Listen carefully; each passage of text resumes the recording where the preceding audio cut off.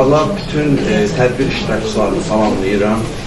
Həqiqətən də mən bunu demək istərdim ki, Sevindik bəy Nəsiboğlu Azərbaycanın gələcəyinə, gəncliyinə öz töhfəsini gənclik yaşlarından verir və mən onu qısa bir zaman ərzində tanıdım və bunu da qeyd etmək istərdim ki, Sevindik bəy Nəsiboğlu bizim Dəmir Yol və Metropoliten üzrə Bakı Dövlət Peşə Təhsil Mərkəzinin tarix müəllimi Şamil Məmmədov haqqında da bir məqalə dərc etmişdi kitablarında və mən o məqaləni oxuduqdan sonra, yəni daha sonra da Sevindik müəllimi tanıdığından sonra, yəni ona olan necə marağım daha da artmış oldu.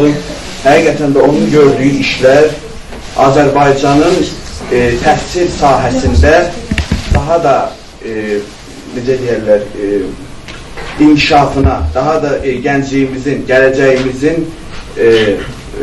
bəhrələnməsinə, daha da yəni bizim ondan maariflənməyimizə əhəmiyyətli rollar oynayır. Biraz həyəcanımı üzürdü sayasınız. Yəni, bunu demək istərdim ki, mən onun gələcəkdəki işlərinə, gələcəkdəki fəaliyyətlərində uğurlar arzu edirəm.